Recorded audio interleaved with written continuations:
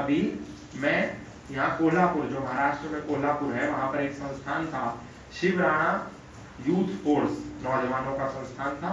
तो उसमें हर साल वो एक सम्मेलन करते हैं।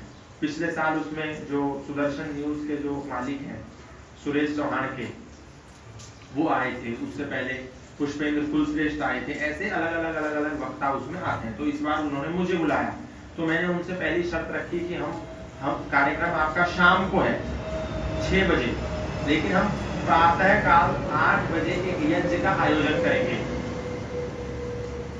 वो बहुत प्रसन्न हुए, बहुत आनंदित हुए। उन्होंने उनका घर काफी बड़ा था, उस प्रांगण में यज्ञ कुंड बनाया, बाकायदा मिट्टी गोबर से बनाया। मेरे को भरोसा नहीं हुआ जब मैं वहां पहुंचा, बहुत श्रद्धा के साथ बनाया।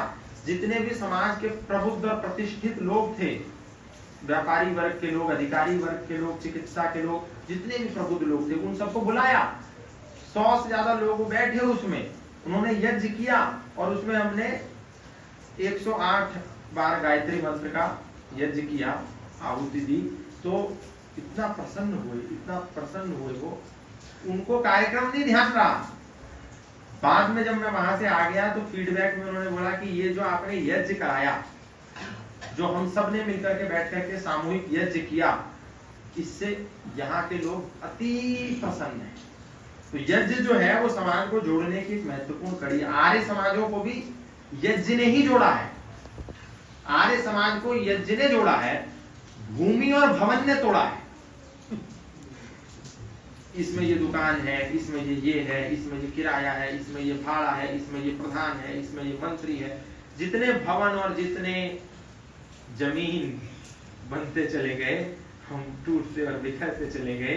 यज्ञ हमारी जोड़ने की एक महत्वपूर्ण कड़ी है। तो यज्ञ को हम कैसे माध्यम बनाएं, बाहर के लोगों को लेकर के आए और प्रयास करें, जो भी हमारे परिचय में है उनको लेकर के आए। कुछ नहीं तो एक रविवार एक नया यजमान।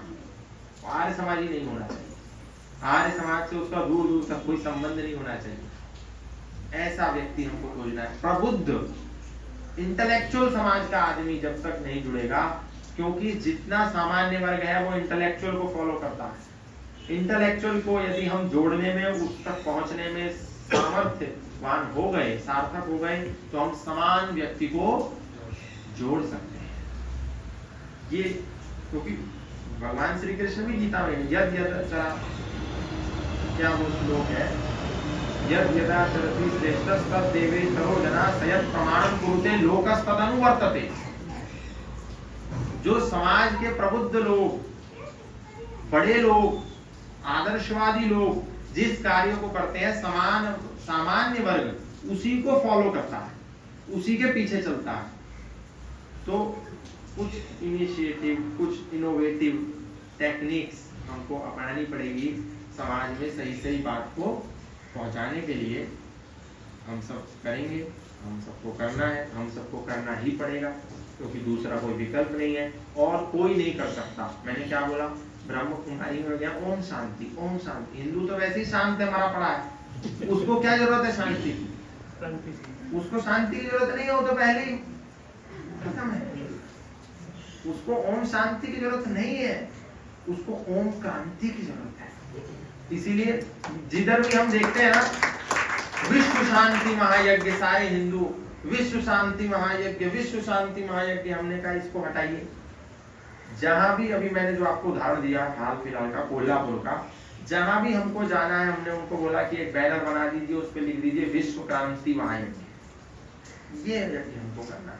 लोगों में क्रांति का भाव, लोगों में जागृति का भाव, लोगों में शत्रुबोध का भाव। कौन अपना है, कौन पराया है, कौन साथ का है, कौन हमारा दुश्मन है, कौन आस्तीन का सांप है, ये पता ही नहीं होगा। तो फिर सब एक जैसे हो जाएंगे, हिंदू मुस्लिम सिख ईसाई आपस में भाई भाई, फिर शत्रुबोध नहीं रहेगा।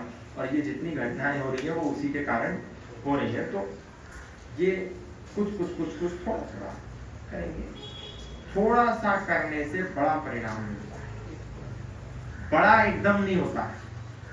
ऋषि दयानंद ने तो सोचा होगा क्या इधर मुंबई जैसे महानगर में 7-8 आर्य समाज बन जाएंगी, नहीं सोचा।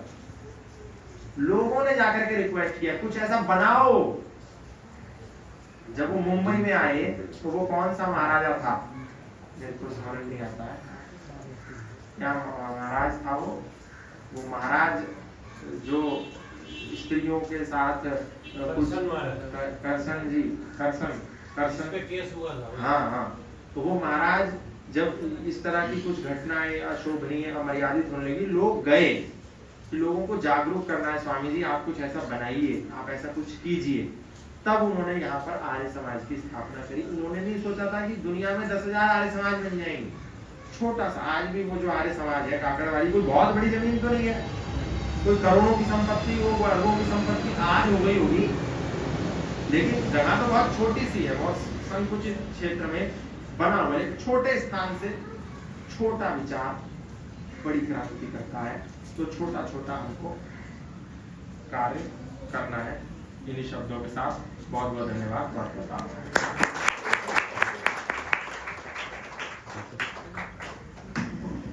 अब फिर से एक बार वीर ताली बजाएंगे।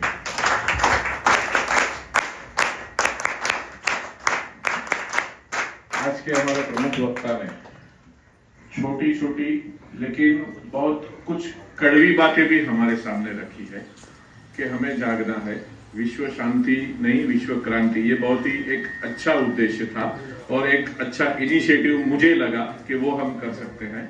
और मेरी आपसे एक ही रिक्वेस्ट रहेगी कि जैसे मैंने आपके परिचय में ही कहा कि आप सबसे युवा प्रचारक है आर्य समाज के, तो हम चाहते हैं कि ये सब बातें आपके थ्रू और आगे बढ़े। ब्रह्म कुमारी में गए, वैसे दूसरी और भी बहुत सारी संस्थाएं हैं, वहां जाइए और खुद आप एक्सपीरियंस करके फिर जो आपने बताया वैसे ही करेंगे तो और शायद इनकी जो सत्यता है वो अच्छे तरीके से बाहर आ पाएगी।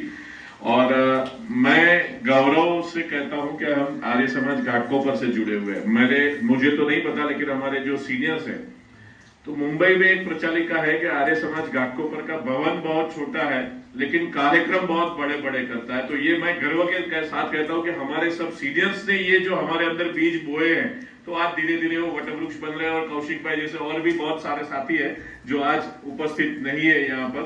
तो एक बार उस दिन जब भी आपने बताया गाड़ी आई थी, बड़ी गाड़ी में तो नहीं हो पाया, फिर एक्टिवा में भी आपको लेकर किधर किधर से आए थे। तो वैसे हमारे सब युवा साथियों के लिए भी एक बार जोरदार ताली। आज उपस्थित नहीं है लेकिन हमारी ताली उन तक जरूर पहुंच जाएगी उनके परिवारजनों से। कौशिक के लिए स्पेशल। हाँ, कौशिक भाई शायद बाहर गए हैं कुछ कार्य से, तो उनके लिए हाँ प्रसाद लेने गए हैं, तो एक बार आएंगे तभी उनके लिए भी ताली फिर से हम बजा देंगे। तो बहुत बहुत धन्यवाद। और मैं हमारे પ્રયત્ન કરવો જોઈએ। તો કાલે અમે અહીંયા ગલીમાં હવનની વાત મૂકી તો એ લોકોએ સ્વીકારી છે અને એ કહે કે એક હવન કુંડથી નહીં ચાલે, 3 થી 4 હવન કુંડ જોશે। तो इनका माता जी का कहना है कि ये जो यहाँ पर आप आए तो पंडाल देखा रहेगा, यहाँ पर नवरात्र महोत्सव होता है, ये पूरी गली का। तो रात को सब गरबा डीजे वगैरह जैसे बताया वैसे ही होता है। तो एक प्रस्ताव रखा कि हमको शाम को यहाँ पर यज्ञ करना है आर्य समाज घाटकोपर की ओर से। तो उन्होंने सहर्ष स्वीकारा और एक नहीं 3 से 4 वेदी वहां पर यज्ञ कुंडिया करेंगे। और कल सोमवार को वहां पर यज्ञ है। तो धीरे धीरे यहाँ पर हमारे कुछ माताएं कुछ पिताजी है जो ये प्रचार करते रहते हैं। तो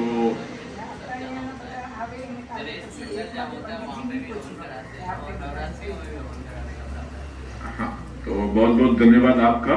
तो मैं घाटकोपर आर्य समाज के कोषाध्यक्ष नीरेंद्र जी से निवेदन करूंगा और साथ में प्रधान जी आप भी यहाँ पर आइए। मैं आपसे निवेदन करूंगा कि गौतम जी को सम्मानित करेंगे, घाटकोपर आर्य समाज के प्रधान जी एवं कोषाध्यक्ष नीरेंद्र जी, कौशिक भाई के पिताजी।